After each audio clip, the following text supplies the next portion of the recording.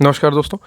तो हम लोग स्टार्ट किए थे लाइफ साइंस। लाइफ साइंस में भी बेसिक जो यूपीएससी में मैंने बताया कि बेसिक साइंस जो होती है वो काफ़ी ज़्यादा कम होती है। तो हमारा जो सिलेबस था पहले दिन थोड़ा सा हमने डिस्कस किया था। उसमें ये था दोस्तों कि साइंस का पोर्शन था और टेक्नोलॉजी का पोर्शन था। ठीक है, तो साइंस के पोर्शन और टेक्नोलॉजी के पोर्शन में मैंने बताया था कि बेसिक साइंस में से काफ़ी वेटेज कम है, लेकिन बेसिक साइंस ही बेस बनाती है। तो हम हमेशा बेसिक साइंस को कोलैबोरेट करके चलेंगे टेक्नोलॉजी से। जैसे मैंने जो लास्ट लेक्चर लिया जो कि आपके यूट्यूब पर भी पढ़ा हुआ है, उसमें हमने स्टेम सेल पढ़ी थी। जो बेसिक पढ़ना था हमें कि स्टेम सेल के बारे में जानना है। ठीक है, तो स्टेम सेल से पहले मैंने आपको बता दिया था कि सेल क्या होती है, सेल के पार्ट्स क्या होते हैं, क्या क्या बेसिकली जो ऑर्गेनल्स होते हैं, सेल के अंग या उपांग कह सकते हो, उसके बारे में हमने डिस्कशन किया था। ठीक है, लेक्चर बता रहा हूँ शुद्ध हिंदी में होगा, मतलब बोलूँगा पूरा हिंदी। साइंस में थोड़ा बहुत इंग्लिश की ज़रूरत पड़ती है, तो चीज़ें हू बहू वैसे ही इंग्लिश में ही लिख देनी रहती है। जैसे डीएनए को डीएनए ही लिख देंगे। ठीक है, उसकी बहुत ज़्यादा हिंदी नहीं करेंगे। ठीक, अब बायोटेक्नोलॉजी के बारे में हमने पढ़ा था कि जैव प्रौद्योगिकी का क्षेत्र। तो थोड़ी चीज़ें रिकैपिचुलेट करते हैं, यानी कि फिर से पुनरावृत्ति करते हुए चलते हैं आगे की ओर। तो बायोटेक्नोलॉजी के बारे में हमने पढ़ा था कि जीवों का अनुप्रयोग है, जीवों में पाई जाने वाली प्रौद्योगिकी है, उसी को मानव के हित में हम लोग इधर उधर यूज़ कर रहे हैं, जिससे ह्यूमन जो हेल्थ है उसमें बेनिफिट हो, या फिर आपका मेडिकल सेक्टर में बायोटेक्नोलॉजी का यूज़ होता ही होता है। कोई बीमारी है उसे रोकना है, ठीक है, इन सारे क्षेत्रों में होता है। फिर हम लोग देखेंगे कि कृषि में भी होता है कि बहुत स्थान पर जैसे पौधों की वृद्धि को लेकर के ही कुछ चेंजेस किए जाते हैं, जिससे बायोटेक्नोलॉजी की मदद से, और फिर पौधे उस तरह से बन जाते हैं। इसका आप लोग उदाहरण कई बार देख सकते हो कि बीटी ब्रिंजल बना हुआ था, बीटी कॉटन बना है। तो होता क्या है कि बीटी मतलब होता है बैसिलस थूरेनजेनेसिस। ठीक है, बैसिलस थूरेनजेनेसिस। तो ये एक रोग प्रतिरोधक क्षमता जो है इस टाइप का जीन इंडक्ट करा देते हैं, इंड्यूस कर देते हैं किसी दूसरे पौधे में। तो जैसे फूलों पर आके कीड़े लग रहे हैं, इस तरह की फिर नहीं होती है क्रिया।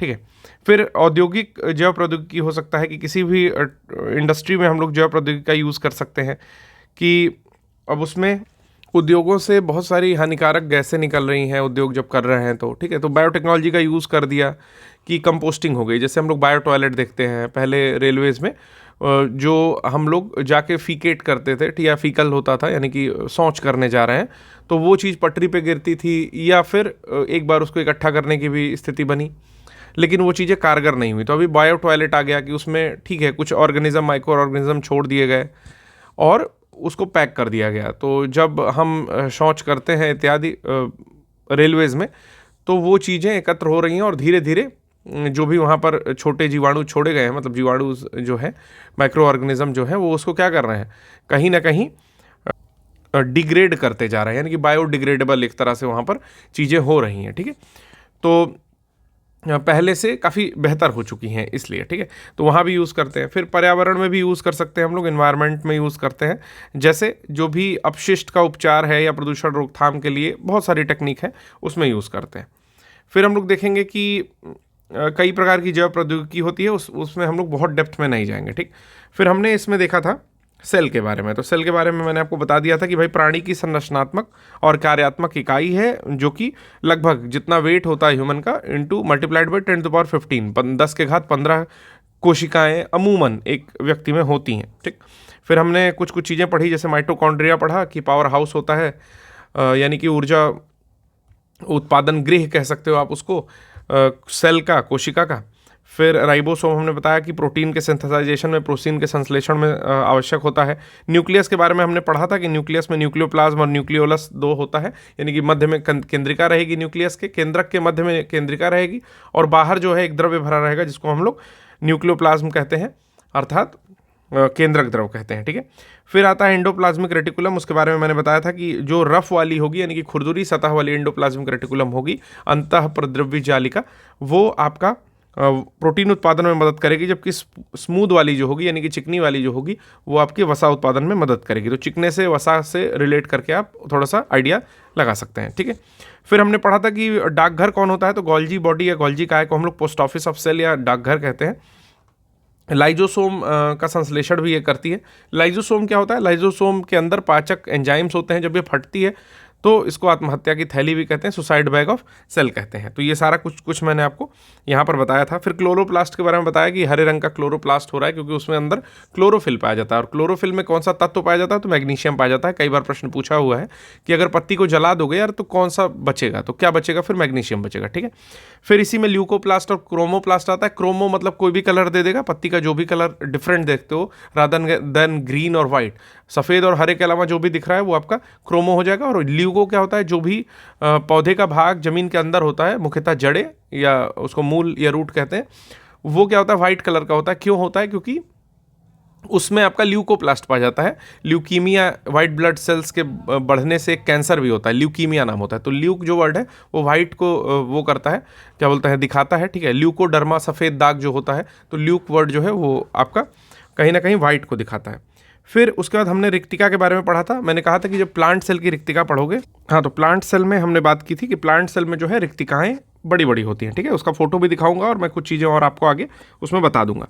फिर हमने कहा था कि गुणसूत्र क्या होते हैं, तो गुणसूत्र के बारे में हमने फिर आगे पढ़ा था, ठीक। चलिए, कुछ चीज़ें बताई थी जो वन लाइनर टाइप याद रखनी चाहिए। जैसे रॉबर्ट हुक एक व्यक्ति हैं, कॉर्क में देखा कि ठीक है कोशिका होती है, हनी कॉम्ब लाइक स्ट्रक्चर है। बेसिकली उन्होंने देखा कि जैसे मधुमक्खी के छत्ते में नहीं स्ट्रक्चर ऐसे होता है, हेक्सागन स्ट्रक्चर, षटकोणीय, षटफल की आकृति, उस तरह से उन्होंने देखा। रॉबर्ट ब्राउन एक व्यक्ति हैं जिन्होंने न्यूक्लियस या केंद्रक को खोजा कि भाई इस कोशिका के अंदर भी कुछ गोल मटोल सा है, वो है केंद्रक है आपका। स्लाइडेन स्वान आए, सेल थ्योरी दिया, कहा कि कोशिका विज्ञान होता है, तो सेल थ्योरी देने वाले स्लाइडेन और स्वान महोदय हैं। वाटसन और क्रिक डबल हेलिकल मॉडल, यानी कि द्वि क्या बोलेंगे उसको, जो भी है, द्विकुंडलित मॉडल या डबल हेलिकल मॉडल जो है इन्होंने दिया था। फिर हमने बात की कि जीन क्या होता है, तो कहा कि वंशानुक्रम की मूल भौतिक इकाई है, फंडामेंटल यूनिट ऑफ जनरेशन, कि भाई एक जनरेशन से दूसरे जनरेशन में जो सूचनाएं जा रही हैं या सूचनाओं का जो सेट जा रहा है वही है जीन। कोशिका के डीएनए का एक हिस्सा है जो कि वंशानुगत जानकारी को अगले पीढ़ी में लेकर के जाता है, यानी कि किसी के फादर से उनके बच्चे में और उनके बच्चे से उनके बच्चे में अगर कोई चीज़ चल रही है, मदर की साइड से भी चल सकती है, ठीक है। किसी मदर से उसके बच्चे में अगर कोई चीज़ें आ रही हैं तो वो जीन है, ठीक है। इसीलिए जो बच्चे होते हैं वो माता पिता दोनों के थोड़े बहुत गुण रखते हैं कि अच्छा आँख जो है वो बुआ से मिल रही है तो कान जो है वो बाबा से मिल रहा है, ठीक है, नाक चिपटी है तो किसी और से मिल रही है, ठीक है, ऐसे ऐसे लोग बताते हैं। चलिए, एक्चुअली डिफरेंट चीज़ों को मनुष्य जो है तेज़ी से देखता है कि फिर मैंने एक लमसम बात बताई कि 80,000 से लेकर के 1,00,000 जीन जो है प्रत्येक मनुष्य में पाए जा रहे हैं, ठीक है। फिर स्टडी ऑफ जीनोम को मैंने बताया कि जीनोमिक्स कहा जाता है, ठीक है। भारत में भी एक प्रोग्राम चल रहा है, जीनोम इंडिया, कंप्लीट हो चुका है, उसके बारे में भी हम लोग बात करेंगे। आज ही के पेपर में उसके ऊपर आर्टिकल भी निकला हुआ है। तो देखिए मैंने क्या बताया, एक फोटो दिखाई, फोटो में ये दिखाया कि सेल के अंदर का केंद्रक दिखाई दे रहा है, ठीक है। हमें केंद्रक में तैरते हुए कुछ ऐसे कीटाणु टाइप की चीज़ें दिखाई दे रही हैं, ठीक है। इन कीटाणु टाइप की एक चीज़ को उठाओगे तो गुणसूत्र बोला जाएगा, that is also called chromosome, ठीक है। ये क्रोमोजोम है। क्रोमोजोम में अलग अलग मैंने बताया कि बीच वाला जो बॉन्ड होता है, यानी कि जहाँ से बंधा हुआ बीच में दिखाई दे रहा है, कमर जो उसकी है, उसको सेंट्रोजोम बोला जा रहा है। दोनों चारों हाथ पैर को क्रोमेटिड बोला जा रहा है, और जो सबसे एंड पोर्शन है उसको हम लोग टेलीमेयर बोलते हैं, ठीक है। यहाँ तक हमने देख लिया था।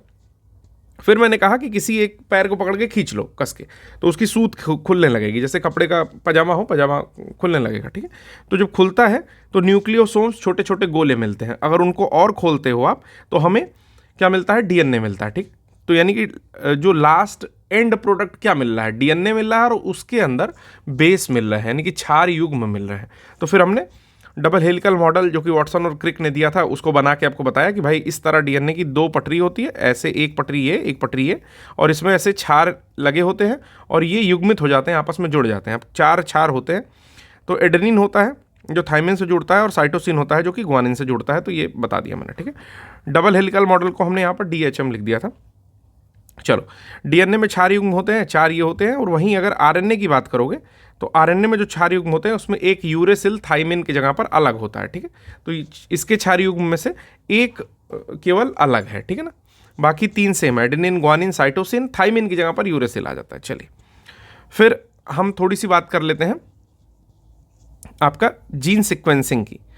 तो जीन सिक्वेंसिंग के बारे में हमने बताया कि जनवरी 2020 में एक परियोजना लॉन्च हुई जीन सिक्वेंसिंग को लेकर के, जीनोम इंडिया जिसका नाम था, और लगभग 10,000 भारतीय, लगभग नहीं एग्जैक्टली 10,000 भारतीयों के जीनोम का कलेक्शन लेना है क्यों लेना है? क्योंकि भाई सबके जो जीन का सीक्वेंस होता है वो अलग अलग होता है, तो अगर कोई बीमारी इनकेस ऐसी दुर्लभ बीमारी आती है तो हम लोग देख लेंगे कि क्या किस में कैसा चेंज हुआ है, तो ये चीज़ें बन के आई हैं, ठीक है। और भी बहुत सारी स्टडी करेंगे। मैंने ये भी बताया कि एक व्यक्ति का लगभग 50 GB नहीं 80 GB डेटा, एक व्यक्ति के जीनोम सीक्वेंसिंग का टोटल डेटा है 80 GB, ठीक है। इसके बारे में और बातें कही गई, जैसे लोक स्वास्थ्य को लेकर के एक बहुत प्रीशियस नेशनल रिसोर्स है, यानी कि बहुत बहुमूल्य राष्ट्रीय संपदा है। बहुमूल्य राष्ट्रीय संपदा। देखिए एक बात मैं बहुत बहुत हार्शली कहना चाहता हूँ। देखो यार, नॉलेज में हाथ तंग होना समझ में आता है, ठीक है। क्यों समझ में आता है? क्योंकि हो सकता है कि चीज़ें आप किसी और बैकग्राउंड के हो और टेक्निकल चीज़ें नहीं समझ में आती हैं, ठीक है। या कोई टेक्निकल बैकग्राउंड का हो, उसको हिंदी साहित्य या ऐसी चीज़ें नहीं समझ में आ रही है, ठीक है। संस्कृत नहीं आ रहा है, या कोई ऐसा विशेष सब्जेक्ट, इतिहास में कोई इंटरेस्ट नहीं आ रहा है, ठीक, समझ में आता है। लेकिन आप कभी भी लैंग्वेज में अपना हाथ तंग है ऐसा क्लेम नहीं कर सकते। ये आपके खुद के पर्सनालिटी पे धब्बा है। देखिए मतलब, हाँ, मैं कर्नाटक का लैंग्वेज अगर नहीं जान रहा हूँ, मान लीजिए मैं बेंगलोर चला गया और कर्नाटक नहीं जान रहा हूँ, तो सीखने में समय लग सकता है, या कुछ वर्ड्स मैं सीखूंगा जिससे मेरा काम चल जाए। या साउथ इंडिया की कोई तमिल तेलुगु कोई लैंग्वेज सीख लिया, या मलयालम सीख लिया थोड़ा बहुत। लेकिन जहाँ हम रह रहे हैं वहाँ पर डोमिनेंस है 2 लैंग्वेजेस का। एक तो हिंदी, भोजपुरी तो सबको आती है, ठीक है, रीजनल लैंग्वेज का कोई मतलब नहीं है। एक तो अपना हिंदी आता है और एक इंग्लिश आती है, क्योंकि ठीक ठाक लोग इंग्लिश जानते हैं। यूट्यूब पे जो कंटेंट देखते हैं हम लोग, चाहे गेमिंग ही कर रहा है तो थोड़ी बहुत इंग्लिश सब लोग यूज़ करते हैं। तो मैं बस इतना कहना चाहता हूँ कि कभी भी भाषा में, खासकर जो 2 भाषाएं हमारे वहाँ चल रही हैं, उसमें हाथ तंग होना ये ठीक नहीं है यार। देखो ये बिल्कुल ठीक नहीं है। तो कोशिश करिए कि किसी चीज़ से, मैंने कई लोगों को कहा और लोग अपनाते भी हैं, हालांकि श्रेय नहीं मिलता है, वो बात दूसरी है, लेकिन ठीक है, लोगों का अपनाना एक गर्व की अनुभूति देता है। तो कभी भी लैंग्वेज से मत भागो कि भाई किसी पेपर में अगर 3 लाइन अंग्रेजी लिख दिया तो हम आँख बंद कर लेंगे, दिमाग को कह देंगे सो जाओ तुम यार, क्यों देख रहे हो, ठीक। कोशिश कर लो, 2-3 बार कोशिश करो, कोई चीज़ें आसान लगेंगी। हाँ, मैं ये नहीं कहता कि मैं मका हूँ, मुझे खुद ही नहीं आती, लेकिन मैं कभी कोशिश, उस चीज़ को कोशिश करने से नहीं भागता हूँ, क्योंकि लैंग्वेज पर कमांड होना अच्छी बात है, ठीक है। तो हाँ, क्यों कहा हूँ ये बात? क्योंकि प्रीशियस नेशनल रिसोर्स को मैंने बहुमूल्य राष्ट्रीय संपदा लिखा है, तो बस इसलिए कह दिया हूँ कि नेक्स्ट टाइम से लिखना ना पड़े, ठीक है। हाँ, तो जीनोम सीक्वेंसिंग और किस लिए हो रही है? तो भाई हेल्दियर नेशन रहेगा, और ये कंप्लीट हो चुका है। तो आज ही एक आर्टिकल आया है, उसके बारे में थोड़ी सी बात बता देता हूँ आप लोगों को। अभी आर्टिकल तो नहीं बता सकता, लेकिन कुछ चीज़ें समझ लेते हैं कि जैसे जीनोम अनुक्रमण का समापन हो चुका है। परियोजना ने 10,000 व्यक्तियों के जीनोम को सफलतापूर्वक अनुक्रमित किया है, ठीक है, जो कि भारतीय जैविक डेटा केंद्र पोर्टल पर संग्रहित है, और आप देख सकते हैं कहाँ कहाँ पर चीज़ों को रखा गया है, ठीक है। बायो बैंक का निर्माण किया गया, तो यहाँ पर एक चीज़ लिख सकते हैं कि बायो बैंक का निर्माण, ठीक है। देखिए प्रश्न आने की पूरी संभावना है। मुझे लगता है कि जीनोम इंडिया के हिस्ट्री से लेकर के और एडवांसमेंट तक के किसी भी मुद्दे पर एक प्रश्न आने की संभावना है, तो ढंग से इसको अपने एंड से पढ़िएगा। बाकी चीज़ें मैं आपको बता रहा हूँ। जैसे जीनोम अनुक्रमण का समापन हो चुका है, 10,000 व्यक्तियों का जीनोम लिया जा चुका है, जो कि भारतीय जैविक डेटा केंद्र पोर्टल पर संग्रहित है। बायो बैंक का निर्माण किया गया है। IISc के मस्तिष्क अनुसंधान केंद्र में 20,000 रक्त नमूनों को रखने के लिए एक बायो बैंक की स्थापना की गई है, ठीक है। इस बायो बैंक का उद्देश्य भविष्य के अनुसंधान प्रयासों को समर्थन देना है। एक्चुअली हुआ क्या कि 5,750 नमूने की विस्तृत गुणवत्ता जांच और संयुक्त जीनोटाइपिंग से भारतीय आबादी में पाई जाने वाली दुर्लभ अनुवांशिक विविधताओं का पता चला है। डेटा उपलब्धता क्या है कि जीनोम डेटा अब हरियाणा के फरीदाबाद, ये चीज़ याद रखना है कि हरियाणा के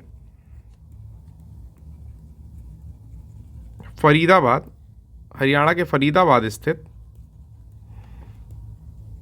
भारतीय जैविक डेटा केंद्र, ठीक है, जिसको IBDC बोल रहे हैं, यहाँ पर जो है उपलब्ध कराया गया है, यानी कि रखा गया है, ठीक है। कोई भी व्यक्ति वर्ल्ड वाइड कोई भी शोधकर्ता होगा तो जांच के लिए इस डेटा तक पहुंच सकता है, यानी कि भारतीय जैविक डेटा केंद्र जो कि फरीदाबाद में है वहाँ तक पहुंच बना सकता है, यानी कि उससे कहीं ना कहीं साइट कर सकता है, उद्धृत कर सकता है चीज़ों को लेकर के, ठीक। अब देखिए कई सारी चीज़ें हैं। बेसिकली है क्या कि जैव अर्थव्यवस्था को बढ़ावा देना भी एक टारगेट है। जैसे भारत की जैव अर्थव्यवस्था में प्रभावशाली वृद्धि देखी गई है, जो कि 2014 से $10 बिलियन से बढ़ के 2024 में $130 बिलियन से अधिक हो गई। और अनुमान है कि 2030 तक, तो ये भी टारगेट एक लेकर के चलना है कि 2030 तक इसका जो कारोबार है वो $300 बिलियन के आसपास या उससे अधिक होने का अनुमान लगाया जा रहा है। प्रमुख चिंता क्या क्या है? अब देखिए क्या चिंताएं हैं, ये कहीं मेंस में लिखने को भी आ सकता है, तो हेडिंग में बता रहा हूँ, जिससे नोट डाउन करना होगा वो नोट डाउन कर लेगा। पहला है कि आनुवांशिक संशोधन जोखिम, कि जैसे मान लीजिए कि जीनोमेट्रिक डेटा है, उसका उपयोग विवादास्पद उद्देश्य जैसे जीन संपादन के लिए किया जा सकता है, तो इससे डिज़ाइनर बेबी बन सकते हैं। हालांकि इस पर नैतिक रूप से WHO ने रोक लगा रखी है, ठीक है। जो डिज़ाइनर बेबी या 3 पेरेंटिंग बेबी हो सकता है हम लोग आगे के चैप्टर में अभी पढ़ लें, ठीक। दूसरा है कि डेटा और भंडारण संबंधी अगर कोई दिक्कत होती है कि जहाँ पर रखे हैं वहाँ पर संबंधित कोई दुरुपयोग ना हो, कि किस जैसे 10,000 लोगों का अगर जीन बैंक में डेटा रखा हुआ है तो कोई उसका गुमनामी ना हो कि कहीं गायब हो गया या कुछ चीज़ें ड्यू टू कैलेमिटी प्रकोप के कारण ख़राब हो गई या दुरुपयोग हो रहा है उसका। क्लाउड प्लेटफॉर्म पे रखा तो पता चला कि चाइना वाले सेंध मार रहे हैं। इस तरह की चीज़ें एक बड़ा चैलेंज यहाँ पर आता है। तो डेटा गोपनीयता विधेयक का एक अभाव है, तो डेटा गोपनीयता को लेकर के खासकर जीनोमिक डेटा को लेकर के एक विधेयक भी ऐसा होना चाहिए जो पास हो, ठीक है। तीसरी चीज़ें हैं सामाजिक मुद्दे, कि जैसे जिनको नहीं पता है कि गांव में गए कि भाई आपका ब्लड सैंपल चाहिए क्योंकि जीनोम एडिटिंग करनी है, तो वहाँ पर कहीं ना कहीं स्वदेशी आबादी में एक बहस चल रही है इस आनुवांशिक मोड़ को लेकर के, कि सरकार चाहती है कि हमारे अंदर थोड़ा सा चेंज हो जाए, वॉटेवर, ठीक है, थोड़ी बहुत चीज़ें। फिर और भी है कि जैसे कुछ लोगों को ये भी लग रहा है कि हम आगे संतान उत्पत्ति नहीं कर पाएंगे, ठीक है। नस्लीय शुद्धता करने के लिए सरकार ऐसा कर रही है, कुछ विशेष रिलीजियस लोगों को लग सकता है, तो थोड़ी बहुत यहाँ पर भी कन्फ्यूज़न जो है आता है। हालांकि एक दिशा निर्देश के अंतर्गत और भारत सरकार की देखरेख में सारी चीज़ें हो रही हैं, तो ऐसा कुछ भी यहाँ पर होने का चांस नहीं है। फिर हमने देखा था डीऑक्सीराइबोज और राइबो न्यूक्लिक एसिड यानी कि डीएनए आरएनए में एक अंतर देखा था, तो आशा है कि वो चीज़ें भी समझ में आई होंगी।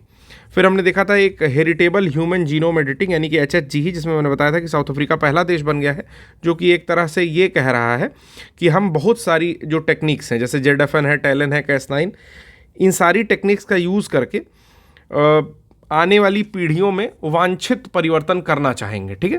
तो डिज़ाइनर बेबी बेसिकली बना रहा है, हालांकि वो मानव गरिमा के खिलाफ है, जो अभी हमने बताया कि एथिकली गलत बात है ना, कि आप अपने मन से कोई बच्चा पैदा कर रहे हो कि हमें महाबली खली चाहिए, ऐसा कोई जीन में चेंज किया और वो फिर उस तरह का पैदा हो गया, ठीक है। किसी को चाहिए कि नहीं हमें बढ़े ही मत 1.5 फुट से ऊपर, तो कुछ ऐसा, तो ये गलत बात है कि कुछ लोग अपने मन चाहा कैसे प्राप्त कर रहे हो आप, ठीक है। तो ये कहीं ना कहीं एथिक्स के खिलाफ है। इसमें एक कन्वेंशन बताया था, ओविएडो कन्वेंशन, तो याद रखिएगा यूपीएससी वाले इस तरह की चीज़ें देकर के कंफ्यूज करने में बहुत ज़्यादा रुचि लेते हैं, ठीक है। फिर स्टेम सेल के बारे में बताया था कि ज़रूरत क्या है भैया, ऐसे करके शुरू किया था मैंने।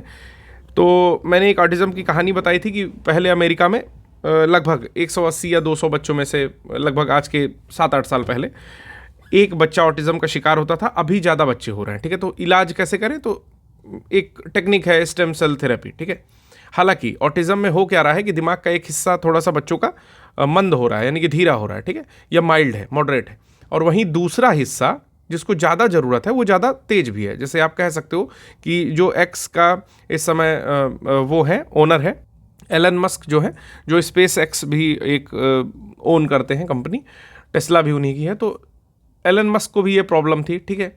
और आप देख सकते हो कि स्टीफन हॉकिंग, नाम सुना होगा, बिग बैंग थ्योरी के बारे में बहुत सारा कुछ डेटा उन्होंने दिया है, तो वो भी किसी बीमारी से पीड़ित थे जिसका इलाज नहीं था, ठीक है। तो ऐसी लाइलाज बीमारियों को स्टेम सेल थेरेपी के द्वारा ठीक किया जा सकता है। मैंने कई सारी इसमें चीज़ें बताई थी कि जो जहाँ पर भी स्टेम सेल इंजेक्ट करते हैं वहाँ पर पॉजिटिव केमिकल निकलते हैं, या फ्रेश ब्लड को आकर्षित करता है, इन्फ्लेमेशन या सूजन इस तरह की चीज़ों को, इरिटेशन को कम करता है, और इम्यून सिस्टम को वहाँ पर क्या करता है, मॉड्यूलेट कर देता है, बढ़ा देता है, और फिर कॉपी ऑफ स्टेम सेल को तेज कर देता है। फिर मैंने 2 तरह की चीज़ें बताई कि एलोजेनिक होता है और ऑटोलॉगस होता है। ऑटोलॉगस मतलब कि भाई अपना स्टेम सेल अपने लिए ही यूज़ हो रहा है, और एलोजेनिक मतलब अपना स्टेम सेल दूसरे के लिए यूज़ हो रहा है। तो इसमें अम्बिलिकल कॉर्ड का मैंने एक एग्जांपल बताया कि गर्भनाल से जुड़ी हुई जो कॉर्ड होती है बच्चों की, उसको सुरक्षित रखा जा रहा है। हालांकि ये जो टर्म्स है ये ब्लड इन्फ्यूज़ यानी कि रक्त चढ़ाने के टर्म्स में यूज़ किए जाते हैं, लेकिन ये दोनों ही चीज़ें अभी वास्तव में स्टेम सेल के केस में भी यूज़ की जा सकती है।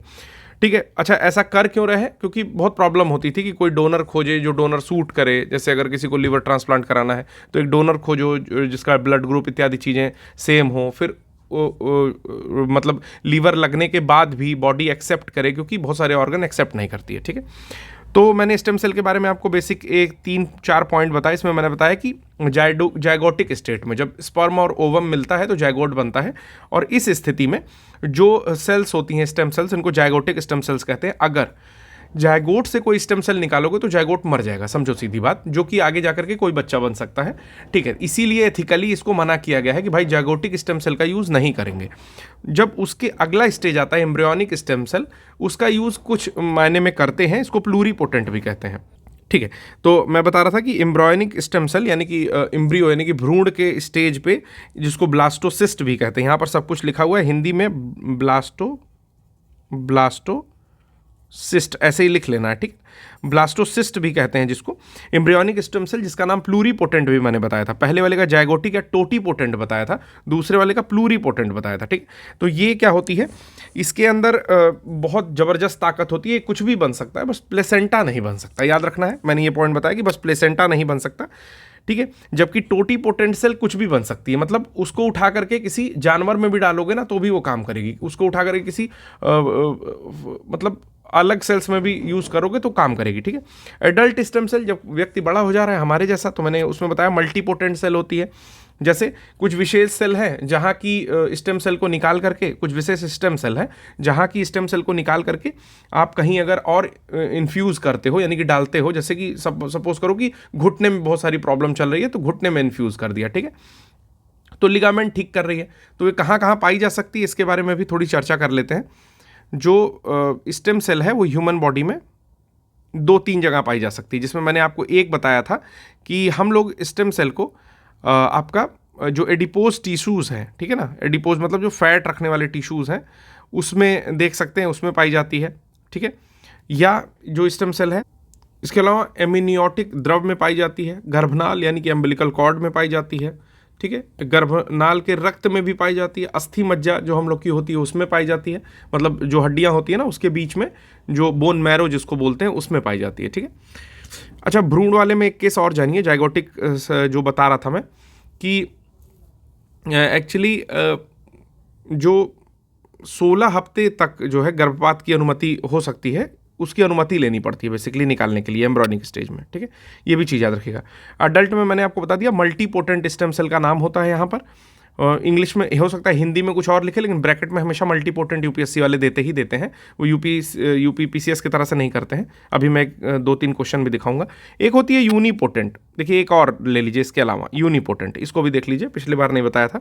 यूनिपोटेंट में केवल स्वयं प्रकार की कोशिका कि भाई त्वचा की है तो त्वचा की ही बनाएगी। ठीक है, मल्टीपोटेंट में 2-3 जगह काम आ सकती है, जैसे हमारे आंत की जो इनर लाइनिंग होती है हर 4 दिन में चेंज हो जाती है। ठीक है, फिर हमने स्टेम सेल थेरेपी के ऊपर थोड़ी सी बात करनी है। उसके पहले हमने कहा था कि यूपीएससी में 2020, 12 और 2 में क्वेश्चन पूछे गए। ठीक है, तो 2 क्वेश्चन अभी मैं लेके आया हूँ, उसको भी देख लेंगे। पहले समझ लेते हैं स्टेम सेल थेरेपी क्या है। देखिए कि कोई अगर आपको जेनेटिक डिजीज़ है, ठीक है, तो स्टेम सेल के द्वारा ठीक किया जा सकता है। हालांकि कोई भी डिजीज़ ठीक की जा सकती है फ्यूचर में, लेकिन अभी मैं जेनेटिक डिजीज़ को ज़्यादा ये दिमाग में रख रहा हूँ कि फ्यूचर में कुछ भी यूज़ किया जा सकता है। जैसे कोई का अंग फेलियर हो गया, उसमें स्टेम सेल को मेडिसिनल पर्पज से यूज़ किया जा सकता है, एथिकल कंसर्न को ध्यान में रख के, यानी कि टोटीपोटेंट सेल को नहीं यूज़ करेंगे। हालांकि मैंने अभी आपको बताया कि 3 ट्राईपेरेंटल बेबी को आपके साउथ अफ्रीका में अलाउ किया गया। ठीक है, अब कुछ क्वेश्चन देखते हैं। जैसे यूपीएससी 2020 में क्वेश्चन आया था, आशा करता हूं कि आपने पहले लेक्चर के बाद क्वेश्चन नहीं किए होंगे। ठीक है, जिन लोगों ने किए हैं अच्छी बात है, डरिए मत, क्वेश्चन जरूर करिए। ठीक है, देखिए एक बात मैं आपको बता रहा हूं साइंस के बारे में। जो साइंस एंड टेक वाला साइंस है, यानी कि जो यूपीएससी वाला साइंस है, वो कभी भी स्टैटिक पोर्शन से बहुत लगाव नहीं रखता है। स्टैटिक पोर्शन का एक आध स्टेटमेंट भले दे दे, अगर 4 स्टेटमेंट दिया है तो वो क्या करता है, एडवांसमेंट में बिलीव रखता है। जैसे आप देखोगे कि 2002 में ही प्रश्न पूछा हुआ है स्टेम सेल के ऊपर, जब शायद स्टेम सेल बिल्कुल शुरुआती दौर में रहा होगा, खासकर इंडिया में, ठीक है। तो इस तरह से जैसे अभी एक NGLV बनने वाला है, जैसे PSLV, GSLV, NGLV, या आपका भारत अंतरिक्ष स्टेशन बनने वाला है, ठीक है, BAS। तो ये जान के चलो कि आज ही से क्वेश्चन पूछेगा, उस पर होने वाला है 2035 में, 2030 में, 2040 में, लेकिन क्वेश्चन आज से पूछेगा। क्यों पूछेगा? क्योंकि ये UPSC है जो कि एडवांसमेंट में बिलीव रखता है कि टेक्नोलॉजी की कितनी समझ है आपको, ठीक है। और वो साफ साफ लिखता भी है सिलेबस में कि साइंस एंड टेक्नोलॉजी। तो साइंस आए मत आए या आ चुकी होगी आपको, तो अब टेक्नोलॉजी के बारे में जानना शुरू करो। तो इसीलिए मैं आपको बता रहा हूँ कि स्टैटिक पोर्शन जो अभी तक हम लोग पढ़ रहे हैं, ये केवल 1-2 स्टेटमेंट मिलेगा, लेकिन जो भी हम डायनेमिक पढ़ेंगे, जैसे HHGE हमने पढ़ा, साउथ अफ्रीका में जो अलाउ किया गया है, इस तरह के प्रश्न ज़्यादा आपको देखने को मिल सकते हैं। चलिए देख लेते हैं। 2020 में एक प्रश्न आया हुआ था कि भावी माता पिता के अंड या शुक्राणु उत्पन्न करने वाली कोशिकाओं में अनुवांशिक परिवर्तन किए जा सकते हैं। पहला स्टेटमेंट, व्यक्ति का जीनोम जन्म से पूर्व प्रारंभिक भ्रूणीय अवस्था में संपादित किया जा सकता है। और तीसरा, मानव प्रेरित बहुशक्त स्टेम, जिसको प्लूरीपोटेंट लिख भी दिया है। देखिए यही मैं बता रहा हूं कि अगर उसको मल्टीपोटेंट लिखना होगा हिंदी में तो भी वो मल्टीपोटेंट लिखेगा। तो यहाँ पर प्लूरीपोटेंट डायरेक्टली पेपर से ही मैं इसको लेके आया हूँ।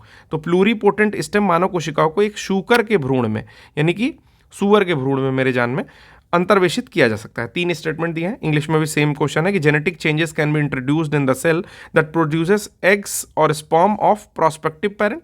दूसरा है कि a person's genome can be edited before birth, कि किसी पर्सन का जीनोम एडिट किया सकता है। तो ये हमने देख लिया, साउथ अफ्रीका वालों ने अलाउ भी कर दिया है, ठीक है। और human induced pluripotent stem cell can be injected into embryo of a pig, ठीक है। तो अब थोड़ा सा ध्यान देते हैं। मैंने आपसे कहा कि जो भी प्लूरीपोटेंट है वो क्या नहीं बन सकता है, तो प्लेसेंटा नहीं बन सकता, बाकी कुछ भी बन सकता है, कहीं भी उसको डाल सकते हैं, बिल्कुल सही बात है, ठीक है। ये जो व्यक्ति का जीनोम है जन्म से पूर्व प्रारंभिक भ्रूणीय अवस्था में संपादित किया सकता है, हाँ बिल्कुल सही बात है, किया जा सकता है। मैंने आपको बताया भी कि एक कंट्री है वो कर भी रही है, ठीक है, सुपरमैन पैदा कर रही है। फिर भावी माता पिता के अंड या शुक्राणु उत्पन्न करने वाली कोशिकाओं में अनुवांशिक परिवर्तन किए जा सकते हैं, हाँ किए जा सकते हैं, ठीक है ना, ये भी किए जा सकते हैं।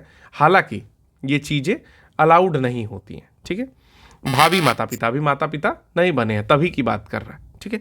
तो तीनों स्टेटमेंट करेक्ट हो जाएगा। यहाँ पर UPSC में पूछा हुआ प्रश्न था। 2012 में क्या पूछा है देख लेते हैं कि अक्सर सुर्खियों में रहने वाले स्टेम सेल के संबंध में कुछ कथन दिए हुए हैं, कौन सा सही है। स्टेम सेल कोशिकाएं केवल स्तनपायी जीवों से ही प्राप्त की जा सकती हैं। तो ये तो मुझे नहीं लग रहा है कि आप में से कोई भी गलत करेगा। कोई ज़रूरी थोड़े कि स्तनपायी ही हो, मान लो स्तनपायी नहीं है तो भी तो प्राप्त किया जा सकता है, ठीक है। स्टेम कोशिकाएं नई औषधियों को परखने के लिए प्रयोग की जा सकती हैं, ठीक है। दूसरा स्टेटमेंट दिया हुआ है कि स्टेम सेल नई औषधियों को परखने के लिए प्रयोग की जा सकती हैं। तो ठीक है, सारा सियापा उसी लिए तो चल रहा है कि जो भी नई औषधियां हैं उनको स्टेम सेल को परखने के लिए हम लोग लगा दें, ठीक है, एक्सपेरिमेंट करके कुछ हैवी ड्यूटी आदमी बना दें। चलो आ जाओ। फिर आ रहा है स्टेम कोशिकाएं चिकित्सा थेरेपी के लिए प्रयोग की जा सकती है। तो हाँ ऑब्वियस सी बात है, चिकित्सा थेरेपी के लिए भी सारी चीज़ें हो रही हैं कि अगर किसी को ऐसी फाइटल डिजीज़ है, यानी कि उससे मृत्यु हो सकती है या वो विकलांग रह सकता है या कोई भी ऐसी चीज़, ठीक है ना, तो उसके लिए भी यूज़ की जा सकती है। तो बिल्कुल सही है, फाइटल डिजीज़ को भी ठीक करेगी, चिकित्सा थेरेपी के लिए यूज़ करेगी, ठीक है। एप्लीकेशन बायोटेक्नोलॉजी का हम लोग पढ़ चुके हैं। अब DNA प्रोफाइलिंग के बारे में समझते हैं कि DNA प्रोफाइलिंग होती क्या है, ठीक है। तो आइए समझ लेते हैं DNA प्रोफाइलिंग। आसान सा टर्म है, बस टर्म जो है एक्चुअली होता थोड़ा सा कठिन है, इसलिए लोगों को लगता है कि चीज़ें कठिन होगी। हालांकि चीज़ें कठिन नहीं होती हैं, एक बार थोड़ा सा समझोगे तो बहुत चीज़ें आसान है। चलो बिना समय गंवाए देखते हैं DNA प्रोफाइलिंग। DNA प्रोफाइल में क्या होता है कि कोई भी व्यक्ति है, ठीक है ना, तो उसका एक पैटर्न होता है उसके DNA का, ठीक है ना। तो इस पैटर्न को किसी भी व्यक्ति के शारीरिक ऊतक से, यानी कि टिश्यू से प्राप्त किया जा सकता है, ठीक। इस पैटर्न को किससे प्राप्त किया जा सकता है? ऊतक से प्राप्त करते हैं। और जब उसको प्राप्त करेंगे तो उनको पता है कि इसका एक विशेष स्ट्रक्चर होगा, उसी को प्रोफाइल बोल रहे हैं या DNA प्रोफाइलिंग बोल रहे हैं, ठीक है। अच्छा, यूज़ कहाँ करेंगे? सबसे जरूरी चीज़ ये है, यूज़ कहाँ करेंगे DNA प्रोफाइलिंग का। तो अगर कोई अपराध हो रहा है, ठीक है ना, अपराध हो रहा है, तो मान लो बहुत बड़ा अपराधी है कोई भी, ठीक है, और इन केस उसकी डेथ हो जाती है, तो भाई उसका जो भी सैंपल मिला, ब्लड वर्ड मिला या टिश्यू मिला या बाल मिला, वहाँ से निकाल करके डीएनए प्रोफाइलिंग करेंगे, और अगर पहले से मौजूद है उनके पास कुछ सैंपल्स तो उससे मैच कर लेंगे कि हाँ ठीक है, पुष्टि होती है। जैसे कहा जाता है ना कि कुछ ठीक से पहचान में नहीं आया, लेकिन डीएनए प्रोफाइलिंग के तौर पर बता दिया गया कि फलाना व्यक्ति जो है लादेन था, ठीक, या कोई भी ऐसा व्यक्ति, ठीक है। तो डीएनए प्रोफाइलिंग ये चीज़ होती है। अब हम लोग टेक्निक्स पढ़ेंगे, जीन एडिटिंग टेक्निक। लेकिन जीन एडिटिंग टेक्निक क्यों ज़रूरी है उसको जानिए। आनुवांशिक विकार समझ लेते हैं। आनुवांशिक विकार। अब आनुवांशिक विकार क्या होता है? जैसे आजकल न्यूज़पेपर अगर आप लोग पढ़ रहे होगे तो एक विकार आप लोग को दिखाई दे रहा होगा, ठीक है। तो आनुवांशिक विकार क्या होते हैं पहले समझ लो। ज़ेरोडर्मा पिगमेंटोसम, ठीक है ना।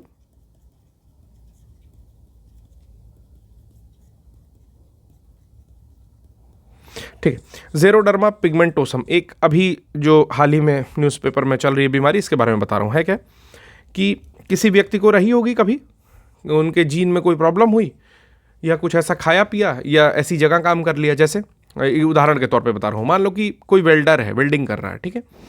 आपने क्या किया, ही मैन बनने के चक्कर में आपने सामने वो जो यूवी प्रोटेक्टर होता है उसको नहीं लगाया, ठीक है। और आपने सोचा कि मैं ऐसे ही कर लूँगा। आपने एक दिन किया, आपकी आँख सूज गई, वो सूजती है, ठीक है। दूसरे दिन किया, तीसरे दिन किया, ठीक है। तो उस केस में आपके जीनोम में चेंज हो जाएगा, यानी कि डीएनए की सीक्वेंसिंग ही चेंज हो जाएगी, ठीक है। कैंसर हो जाएगा आगे चल के, वो सारी चीज़ें हैं, ठीक है। तो ऐसी स्थिति में चूंकि सीक्वेंसिंग चेंज हो गई, यानी कि कहीं ना कहीं जीन में वो चीज़ें आ गई, ठीक है। तो ज़ेरोडर्मा मतलब बस बता रहा हूँ कि जीन में वो चीज़ें आ गई। तो इसी तरह ज़ेरोडर्मा किसी व्यक्ति को कुछ ऐसे कार्य क्षेत्र में काम करने से हो गया, और चूंकि उसके जीन के द्वारा ये फ्लोट करके उसके एंसेस्टर्स में चला गया, नीचे चला गया, ठीक है। तो सॉरी, एंसेस्टर नहीं, डिसेंडेंट्स में चला गया, मतलब उनके जो नीचे आ रही पीढ़ियाँ उसमें चला गया। तो ऐसी स्थिति में जो विकार हो रहा है उसको आनुवंशिक विकार कह रहे हैं। क्यों? क्योंकि कहा जाएगा तुम्हारे बाबा को भी था, ठीक है, और तुम्हारे पिताजी को तो नहीं था, अब तुमको हो गया है। समझ में आ रहा है? तो एक बीमारी है ज़ेरोडर्मा पिगमेंटोसम। इसमें हो क्या रहा है कि अगर बच्चे धूप में निकलते हैं, ठीक है ना, तो उन बच्चों को क्या हो जा रहा है? कैंसर, ठीक। अब आपको पता होगा कि अल्ट्रावायलेट रेज होती हैं, यूवी जिनको लिखते हैं, पराबैंगनी किरणें, ठीक है। इनकी 3 कैटेगरी होती है, यूवी ए, बी और सी, ठीक है। तो हमारे समताप मंडल के ऊपरी छोर पर पता है कि ओजोन की परत है, ठीक है ना। ओजोन परत है जो सूरज से आने वाली यूवी ए, बी और सी के साथ कुछ खेल करती है और इनको ब्लॉक कर देती है, ठीक है। तो बेसिकली ब्लॉक किसको किसको करती है? बी और सी को करती है। याद रखना आप लोग कि बी और सी रेज को ये ब्लॉक कर देती है, जबकि ए रेज जो है ना पार्शियली आती रहती हैं, ठीक है। बी और सी की भेदन क्षमता यानी कि भेदी क्षमता जो होती है, पेनिट्रेटिंग पावर, ये बहुत ज़्यादा होती है। अगर बी और सी में से कोई भी चली आए हमारे धरती पे, ठीक है, जैसा कि जब ओजोन में होल हो रहा था तो लोग परेशान हो रहे थे, तो यानी कि ओजोन में होल होने का मतलब है कि जो जितनी इसकी ऊंचाई चाहिए, मतलब ओजोन की जितनी थिकनेस चाहिए ओजोन गैस लेयर की, उससे अगर कम हो जाती है तो उसको बोलते हैं ओजोन होल। बेसिक में ऐसा कोई मतलब एक्चुअली में ऐसा कोई होल नहीं है, बस उसकी थिकनेस कम हो जाती है तो जो अल्ट्रावायलेट किरणें छन करके आ रही हैं वो ज़्यादा आने लगती हैं, ठीक है। यानी कि यूवी ए अगर केवल आ रही है तो यूवी बी और सी में से थोड़ी बहुत बी आ जाएगी, तो उस केस में क्या हो जाता है? त्वचा का कैंसर होता है, ठीक है। तो ये बीमारी जो है जेनेटिक बीमारी है। अब इसको ठीक कैसे करें? तो बहुत सारी चीज़ें हैं। अच्छा, इसके अलावा भी बहुत सारी चीज़ें हैं, जैसे पानी या गुटखा खाने से कहा जाता है सीधे कि भाई इंजीरियस टू हेल्थ है, कैंसर होता है। पूरा उसके पैकेट पे भी छाप दिया गया है, इसके भी लिए भी नॉर्म्स है गवर्नमेंट के, उसके अलावा लोग खाते हैं क्योंकि फ़ोटो बहुत क्लियर नहीं, मज़ेदार फ़ोटो नहीं छपा है, ठीक है। और फिर सिगरेट का धुआं हो गया, और भी बहुत सारी चीज़ें, विकिरण हो गया, जैसे मैंने बताया कि वेल्डिंग कर रहे हो, विकिरण के संपर्क में आओगे तो डीएनए अनुक्रम में परिवर्तन होता है। बहुत तरह की बीमारियाँ होती हैं, ठीक है। अब बीमारियों में भी उसको बांटा जाता है कि एक तरह का बीमारी है, 2 तरह का बीमारी है, मतलब अलग अलग नाम दिया जाता है, ठीक है। तो उससे कोई मतलब नहीं है। अब यहाँ पर आती है जीन थेरेपी। कैसे ठीक करेंगे? जीन थेरेपी से ठीक करेंगे। अब जीन थेरेपी होता क्या है, इसी को हम लोग पढ़ेंगे। और जीन, ठीक है, तो जीन थेरेपी थोड़ा सा यहाँ पर लिख दे रहा हूँ, जीन थेरेपी हेडिंग है यार ये, ठीक है, आप लोग समझ लीजिएगा। जीन थेरेपी, अब जीन थेरेपी में हो क्या रहा है कि कोई भी विकृत जीन है, कोई भी विकृत जीन है, इसको हम लोग स्वस्थ जीन में कन्वर्ट कर रहे हैं। ठीक है, स्वस्थ जीन में कन्वर्ट कर रहे हैं। कैसे कर रहे हैं? तो आर्टिफिशियल, कृत्रिम मेथड से इसको कन्वर्ट कर रहे हैं। सबसे पहले कब हुआ? 1972 में, 1972 में पहली बार जो है इसके विकास में सफलता मिली। हालांकि वो जो सफलता थी वो बहुत बड़ी सफलता नहीं थी, लेकिन ठीक है।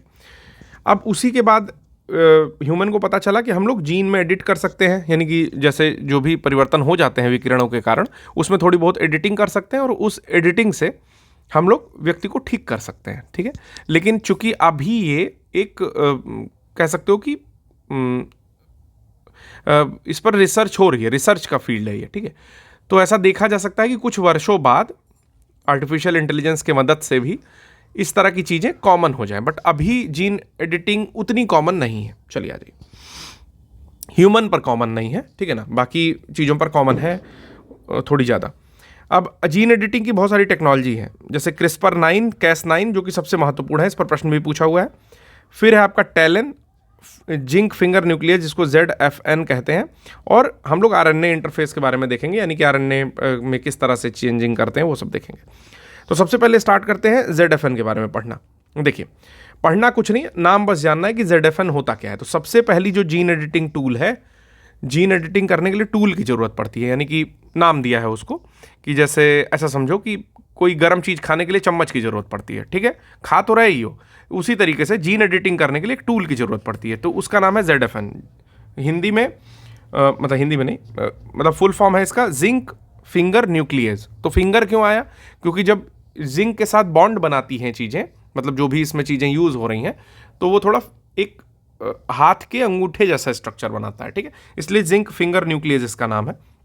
याद रखना है, पहला जीन एडिटिंग टूल है 85-90 के आसपास, 1900 में ये आ गया था। ठीक है, अब इसमें सिंथेटिक प्रोटीन होती है, यानी कि कृत्रिम प्रोटीन का प्रयोग किया जाता है। यहाँ पर हिंदी लिख दे रहा हूँ मैं। इसमें क्या जाता है? कृत्रिम, देखिए किसी की शादी होती है तो वो लोग भी खुश हैं, थोड़ा सा आवाज़ आ रही होगी, आप लोग को मैनेज करिएगा। कृत्रिम प्रोटीन का प्रयोग किया जाता है और ये जो है मॉडिफाई करती है लिविंग सेल के DNA को। जैसे कोई भी व्यक्ति है, कोई जानवर है, तो उसके DNA को थोड़ा बहुत मॉडिफाई करती है, जितना वांछित परिवर्तन करना है उतना कर देती है। ठीक है, तो संश्लेषित प्रोटीन ये जो होता है आपका, वो जीवित कोशिकाओं में DNA परिवर्तन करने में सक्षम होता है। तो ZFN का स्ट्रक्चर क्या होता है कि दो चीज़ होती है, एक DNA बाइंडिंग होती है और एक होता है DNA क्लीवेज हिस्सा। क्लीवेज यानी कि काटता है और DNA बाइंडिंग यानी कि जोड़ता है। तो DNA बाइंडिंग वाले में जिंक फिंगर प्रोटीन होती है और इसमें जो है दूसरे हिस्से में न्यूक्लियस, जिसको FOKI कहते हैं। ठीक है ना, FOK1 कहते हैं। ठीक है, जो DNA को काटता है। बस नाम जानिए और कुछ नहीं जानना इसमें।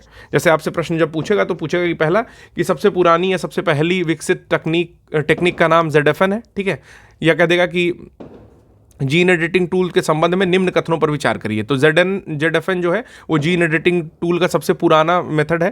ठीक है, दूसरा कह देगा कि इसमें DNA बाइंडिंग और DNA क्लीवेज दो हिस्से होते हैं। ठीक है, और फिर कह देगा कि DNA फिंगर मतलब न्यूक्लियस, इसका नाम इसलिए पड़ा क्योंकि स्ट्रक्चर थोड़ा सा थंब लाइक या फिंगर लाइक स्ट्रक्चर बनाता है। ठीक है, फिर ये म्यूटेट करता है। अच्छा ठीक है, चलो अब आ रहा है कि ZFN का उपयोग लगभग किसी भी जीन को लक्षित करने के लिए उसकी DNA बाइंडिंग विशेषता को संशोधित करके किया जा सकता है। जैसे कोई भी ऐसा DNA है जिसमें कहीं गड़बड़ी है, तो आप ZFN का यूज़ करोगे, वो जाएगा, जिनसे बाइंड करना है बाइंड करेगा और दूसरे को काटेगा स्ट्रक्चर को। जैसे कभी इसका फोटो देखोगे तो इस तरह से फोटो दिखाएगा, बस थोड़ा सा बना के दिखा दे रहा हूँ आपको। ठीक है,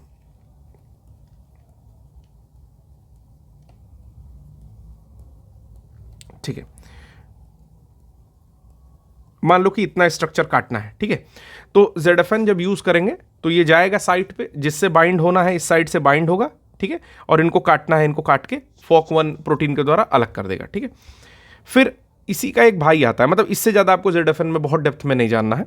फिर आता है टैलेन, इन्हीं का भाई है टैलेन। ये ZFN से थोड़ा सा आसान है लेकिन बहुत समय और पैसा लगाता है। ठीक है, ये न्यूक्लियोटाइड से जुड़ता है जाके, सेम इसी तरीके से। ठीक है, टैलेन भी सेम ही तरीके का बिल्कुल काम करता है। ठीक है, इनके भी दो ब्रांच होती है, सेम सिमिलरली ऐसे ही कि बाइंडिंग वाली होती है और एक क्लीवेज का हिस्सा होता है, सेम। ठीक है, फिर जो हम लोग नेक्स्ट देखेंगे वो हम लोग देखेंगे Cas9 के बारे में। और अब आ गई ऐसी चीज़ जो कि एग्ज़ाम में हो सकता है कि क्वेश्चन देखने को मिल जाए, वैसे चांसेस कम है लेकिन तीनों को मिला करके भी क्वेश्चन आ सकते हैं, ठीक है। या तो इसके अलावा भी एक टॉपिक है हम लोग का बहुत इंपॉर्टेंट, उससे आ सकता है। क्रिस्पर एक तकनीक है, क्रिस्पर टेक्निक के बारे में देख लेते हैं। अब इसका फुल फॉर्म अगर देखोगे तो clustered regularly interspaced short palindromic repeats, ठीक है। तो इसको भी आप लोग लिख सकते हो, अब इंग्लिश में ही लिखना पड़ेगा, ठीक है। क्लस्टर्ड, ब्लैक से लिखता हूँ, एक सेकंड। क्लस्टर्ड, भगवान करे कि फुल फॉर्म ना पूछे, रेगुलरली इंटरस्पेस्ड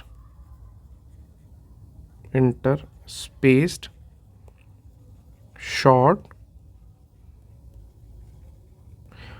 पैलिंड्रोमिक रिपीट्स, ठीक है। अब देखिए है क्या, ये बड़ा रिवोल्यूशनरी तरीका है। तो मुझे ये लगता है कि जो भी साइंटिस्ट है, देखिए मैं किसी साइंटिस्ट को कुछ बोल नहीं रहा हूँ, अगर आप में से कोई साइंटिस्ट होगा तो मैं किसी को कुछ बोल नहीं रहा हूँ, लेकिन जो मेरी अपनी समझ है वो ये है कि जितना कुछ भी साइंटिस्ट सीखते हैं वो इसी जगह से सीखते हैं, मतलब कुछ भी नया नहीं सीख सकते। मेरा खुद का सिद्धांत है, पर्सनल, हो सकता है किसी और का भी हो, कभी सुकरात भी ऐसा सिद्धांत दिए हो, नहीं पता मुझे। तो मुझे लगता है कि जितनी चीज़ें हम लोग आसपास देखते हैं या जितनी चीज़ों पर प्रयोग करते हैं, सब लिविंग बीइंग्स पर करते हैं, जैसे मच्छर पर कर लिया, बैक्टीरिया पर कर लिया, ठीक है। और उनमें जो टेक्नोलॉजी होती है उसी से सीख करके ह्यूमन जो है नई टेक्निक ईजाद करता है। नई कहता है बट भगवान बहुत पहले से ही वो टेक्निक्स ईजाद करके रखे हैं, ठीक है। तो Cas9 भी उसी टाइप का है, क्रिस्पर थियरी भी उसी टाइप की है कि आपको पता है कि बहुत पहले सबसे पहले मतलब ब्लू ग्रीन एल्गी आई अर्थ पर। पृथ्वी जब ठंडी होती है तो ब्लू ग्रीन एल्गी यानी कि नील हरित शैवाल आते हैं, और फिर साइनोबैक्टीरिया बोला जाता है कि बैक्टीरिया की थोड़ी क्वालिटी रख रहा है। तो यानी कि bacteria one of the firstly या न्यूली डिस्कवर्ड, या कह सकते हो कि ऐसी चीज़ें हैं जो पृथ्वी पर उत्पन्न हुई, ठीक ना, सबसे पहले वो जीव उत्पन्न हुए, ठीक है। फिर वायरस के बारे में हम लोग अगर बात करते हैं तो लिंक होता है वो लिविंग और नॉन लिविंग के बीच में, एक इंटरमीडिएट लिंक है कि भाई निर्जीव और सजीव के बीच की कड़ी है, बचपन से पढ़ते हैं। वायरस होता है कि ठीक है उसके अंदर कुछ प्रोटीन होता है जो डीएनए आरएनए होते हैं, यही चीज़ बनता है कुल मिला करके। साबुन से धो दोगे मर जाएगा बैक्टीरिया, ठीक है। अगर वो डॉर्मेंट स्टेट में पड़ा हुआ है तो डेड है, तुम्हारे बॉडी में चला गया तो मल्टीप्लाई करना शुरू कर देता है, मतलब कुल मिला करके राक्षस है, ठीक है, अद्भुत ताकतों वाला है। चलो ठीक है, तो क्या बैक्टीरिया को कभी वायरस नहीं पकड़ा होगा? सोच के देखिए, पकड़ा होगा। वायरस तो हर जगह सबको पकड़ लेता है, तो बैक्टीरिया को भी पकड़ा होगा कि हम तुमको भी पकड़ेंगे। हो सकता है कि वायरस जो हो ना वो कहीं फॉरेन पार्टिकल हो, समझ रहे हो, एलियन टाइप की चीज़ हो कि वहाँ से आके यहाँ पड़ा है तो मर गया है, यहाँ कुछ पा गया तो चलने लगा, ठीक है। या तो हो सकता है कि बहुत पहले कोई सभ्यता रही हो जिसने कुछ ऐसा डेवलप कर दिया जो आज वायरस के नाम से कहलाता है। बस ऐसे ही हाइपोथेटिकल बातें बता रहा हूँ, ठीक है। चलो आ जाओ, तो बैक्टीरिया को कभी ना कभी जो है वायरस ने पकड़ा होगा, पक्की बात है, ठीक है। तो बैक्टीरिया एक समय बाद परेशान हो गया होगा, कहानी के माध्यम से समझाने की कोशिश कर रहा हूँ, ऐसी कोई कहानी है नहीं वास्तव में, ठीक है। तो बैक्टीरिया एक समय के बाद परेशान हो गया होगा कि यार ये बार बार मुझे पकड़ के ऐसा कर रहा है, तो उसने भी कुछ डिफेंस मैकेनिज्म लगाया होगा कि हम भी जो है रक्षा करेंगे अपनी, ठीक है। क्या करेंगे? रक्षा करेंगे, खुद का डिफेंस करेंगे, ठीक है। तो रक्षा जो लगाया उसमें एक प्रोटीन जिसको कैस बोल रहे हैं, ठीक है ना। अब यहाँ पर इसका गेम आता है, उसके पहले समझिए डिफेंस मैकेनिज्म में हुआ ये कि जो आपका बैक्टीरिया है उसके अंदर में, तो इसमें देखते हैं कि होता क्या है। देखिए कि मैंने आपको बताया कि बैक्टीरिया बहुत टाइम से लड़ता रहता है वायरस के साथ। तो यहाँ पर बात आती है क्रिस्पर एसोसिएटेड प्रोटीन यानी कि कैस की। कैस का फुल फॉर्म है क्रिस्पर एसोसिएटेड प्रोटीन, और क्रिस्पर का पूरा नाम है clustered regularly interspace short palindromic repeats. बहुत ज़्यादा नहीं समझना है, अब ऐसे समझो कि वायरस जो है, मतलब बैक्टीरिया जो है उसका घर था, वायरस एक चोर था जो घर में घुसता था, कुछ ना कुछ चीज़ें नुकसान करता था, कुछ चोरी करता था। बैक्टीरिया क्या किया कि चोर का थोड़ा टुकड़ा लिया और अपने घर की सुरक्षा प्रणाली में जोड़ दिया कि भाई ऐसा ऐसा टाइप है कि चोर का ये ऐसे मास्क लगाता है, वो वाला बंदर छाप मास्क लगाता है, हाथ में ब्लैक और एक हाथ में पीला, 2 ग्लव्स पहनता है, तो एक अपने सुरक्षा प्रणाली में जोड़ दिया, ऐसा अगर कुछ भी दिखेगा तो समझ लो चोर है वो, ठीक है। अगली बार जब चोर आया या उसके जैसा कोई उसका चोर का भाई आ गया, उसी का दस्ताना पहन के, दूध देने आया था बेचारा, ठीक है, तो इसकी सुरक्षा प्रणाली ने कहा कि बस करो, ये तो चोर है, ये ठीक है स्टील का कुछ लेके आया, लग रहा है मारेगा, ठीक। तो उसमें क्या हुआ, उसको वो पकड़ता है, मतलब जो बैक्टीरिया का सिक्योरिटी सिस्टम है, और फिर समझ गए होगे आप लोग, ठीक है। तो मतलब बहुत आसानी से समझाया हूँ, लेकिन हो यही रहा है। आप कठिन वाला समझ लो कि भाई वायरस जो है बैक्टीरिया के पास पहुँचा, तो जब बैक्टीरिया के पास पहुँचता है तो यहाँ पर है Cas9, ठीक है। Cas9 का प्रयोग कैसे होगा, ऐसे समझो, मान लो बैक्टीरिया का ये है, ठीक है, इसका जीन है। अब वायरस जो पहुंचा, ये थोड़ी सी पट्टी अपनी यहां पर लगा दिया, ठीक है, और इस तरह से हो सकता है कि 2-3 जगह ऐसे ऐसे रेगुलर स्पेस्ड कुछ वायरस के जो भी चीज़ें हैं वो चीज़ें यहाँ पर जीन में शामिल हो गई, ठीक है। अभी इसके अंदर जो आपका बैक्टीरिया है उसके आरएनए ने क्या किया, इसको रिप्लिकेट कर दिया। रुको, रिप्लिकेट तो सेम होगा ना, तो इसको बिल्कुल इसकी एक प्रतिलिपि तैयार की आरएनए ने, कॉपी करो, ठीक है, और यहीं पे पेस्ट करो, ठीक है। आरएनए ने क्या किया कि एक प्रतिलिपि तैयार किया, ओके, और प्रतिलिपि तैयार करने के बाद जो इसकी क्रिस्पर एसोसिएटेड प्रोटीन है, इसकी सहायता से इसका छोटा सा टुकड़ा काट करके रख लिया अपने पास कि अच्छा यही वाला है वायरस, ठीक है ना, जिसको बोलना है Cas9, यानी कि क्रिस्पर एसोसिएटेड प्रोटीन। ये प्रोटीन काट करके रख लिया अपने पास, और ये एक तरह की कैंची है जो काट करके रख ली। अब नेक्स्ट टाइम वायरस महोदय फिर आते हैं, ठीक है, फिर आते हैं एंट्री लेने के लिए, कुछ इस तरह का डंक वंक लेके आते हैं, ठीक है, और ये कैंची के पास ये है जो मतलब प्रोटीन है, तो उसने देखा कि ओहो ये प्रोटीन तो ये व्यक्ति लेके आ रहा है, थोड़ा अंगूछा डाला हुआ है, लेकिन है यही वाली प्रोटीन इसके पास, ठीक है। बस इसको क्या करता है, इनको जो है इनको भी ख़त्म करता है, और ये जो क्रिएट किए हैं इसको भी काट देता है अलग अलग हिस्सों में, ठीक है। तो जब सीक्वेंस ही काट दिया, उस डीएनए को ही काट दिया, मतलब एक तरह से जो जीन का सीक्वेंस बन रहा है, तो चीज़ें आगे जा ही नहीं पाएंगी, ठीक है। अब जब वैज्ञानिक ने देखा कि बैक्टीरिया के पास ऐसा क्रिस्पर करके, यानी कि क्रिस्पर एसोसिएटेड प्रोटीन है, एक विशेष प्रोटीन है जो वायरस को एक विशेष तरीके से हरा रही है, और वो भी जितना दूरी चाह रहा है एग्जैक्टली उतना ही दूरी काट रहा है, क्योंकि वो वायरस के जो थ्रेड्स हैं या कह सकते हो जीन है, वो बिल्कुल ठीक से पहचान रहा है उसको, ठीक है। तो इसी को फिर अपने क्षेत्र में यूज़ करने लगे। अब इसको एक बार फिर से मैं बोल रहा हूँ जिससे आपको बहुत अच्छे से समझ में आए। जैसे कोई बैक्टीरिया है, इस पर क्रिस्पर सिद्धांत हम लोग समझने जा रहे हैं, यानी कि उस पर वायरल हमला किया, तो जब भी कोई वायरस बैक्टीरिया पे हमला करता है तो डीएनए को बैक्टीरिया के अंदर छोड़ देता है, तो यानी कि डीएनए को बैक्टीरिया के अंदर छोड़ दिया। बैक्टीरिया ने क्या किया कि डीएनए के छोटे छोटे टुकड़े को लिया और अपने जीनोम में शामिल कर लिया आरएनए की मदद से, ठीक है।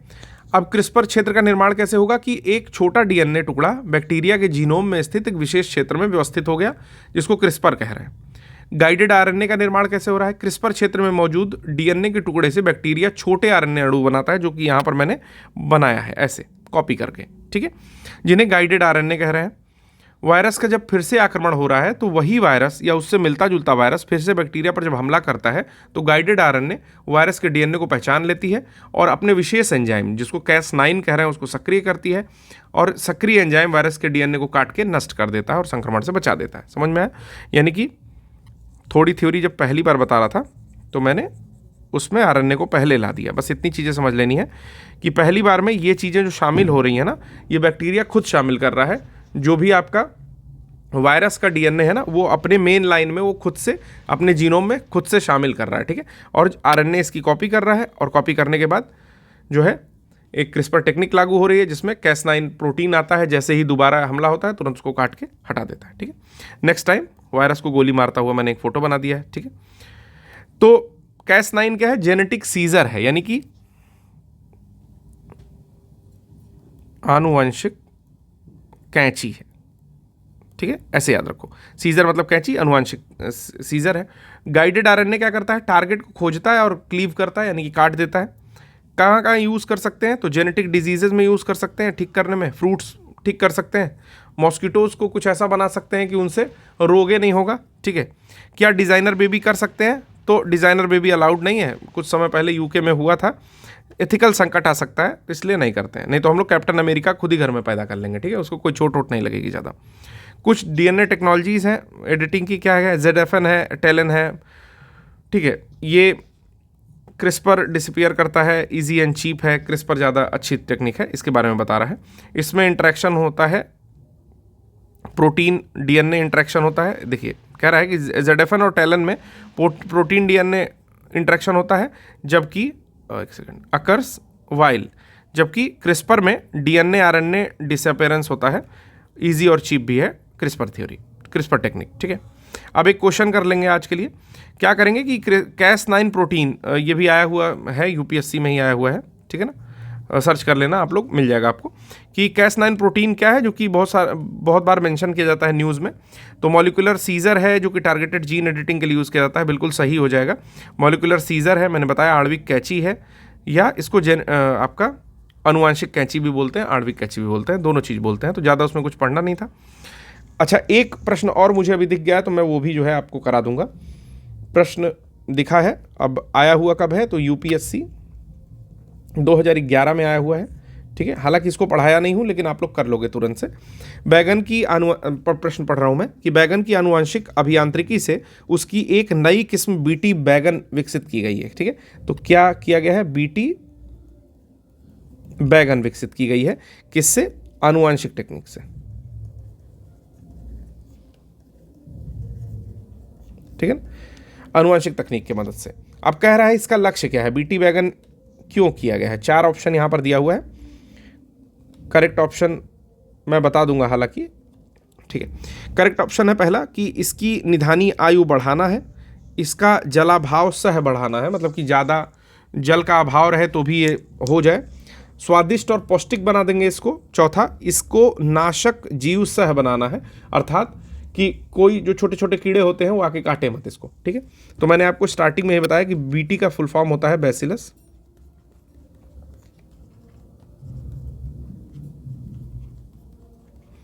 थूरेनजेनेसिस, ठीक है। इसको डालने से क्या होता है, कीट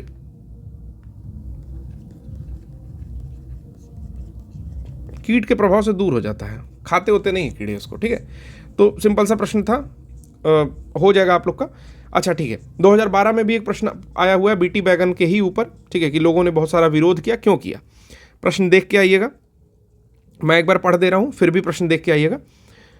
प्रश्न है आपके सामने कि बीटी बैगन की रचना इसके जीनोम में मृदा कवक के जीन को प्रवेश कराकर की गई है। दूसरा है कि बीटी बैगन के बीज टर्मिनेटर बीज है, जिसके कारण किसानों को प्रत्येक मौसम के पहले बीज कंपनियों से बीज खरीदना पड़ता है, इसलिए विरोध हो रहा है इसका। तीसरा है कि एक आशंका है कि बीटी बैगन के उपभोग का स्वास्थ्य पर विपरीत प्रभाव पड़ेगा, पूछा है कि क्यों लोग विरोध कर रहे हैं। चौथा, यह भी चिंता है कि बीटी बैगन के प्रवेशन से जैव विविधता पर विपरीत प्रभाव पड़ सकता है, बायोडाइवर्सिटी भी प्रभावित हो सकती है। प्रश्न देख लीजिएगा, 2012 में आया हुआ है, ठीक है। नेक्स्ट लेक्चर में क्या पढ़ने वाले हैं, कुछ natural existing DNA editing tools हैं, ठीक है, जैसे कि प्राकृतिक रूप से विद्यमान डीएनए एडिटिंग टूल में BRM पढ़ेंगे, ब्रिज रिकॉम्बिनेंट मैकेनिज्म पढ़ेंगे, ठीक है। और एक रिकॉम्बिनेंट डीएनए के बारे में भी देखेंगे। बेसिकली जंपिंग जीन बहुत ज़्यादा न्यूज़ में था, तो जंपिंग जीन के बारे में पढ़ेंगे। देखिए, हो सकता है यूपीएससी जंपिंग जीन के ऊपर प्रश्न पूछे, करंट का है तो करंट की चीज़ें पढ़ लेंगे, BRM कैसे होता है, कहाँ कहाँ पे हो BRM कैसे होगा, ठीक है। फिर इसके बाद जो हम लोग का टॉपिक है वो है आपका आरएनए एडिटिंग, किस तरह से आरएनए में एडिटिंग होता है। फिर हम लोग एक पढ़ेंगे कि आरएनए और डीएनए एडिटिंग में कौन बढ़िया है कौन खराब है, और अगर बढ़िया है तो क्यों बढ़िया है, ठीक है। फिर उसके बाद अभी आगे के नोट्स नहीं है इसमें, तो नेक्स्ट लेक्चर के लिए आप लोग तैयार रहिएगा और पेपर देखते रहिए। जैसे मैं ये नहीं कर रहा हूँ पेपर सॉल्व करिए, सॉल्व नहीं करना है, पेपर देखते रहना है और मैं नोट्स आपको प्रोवाइड कर दूंगा, ठीक है। तो बिल्कुल इसके लिए निश्चिंत रहना है। अभी तक जितना कुछ पढ़ाया है उसको एक बारी पेपर से सॉल्व करने की कोशिश करिए।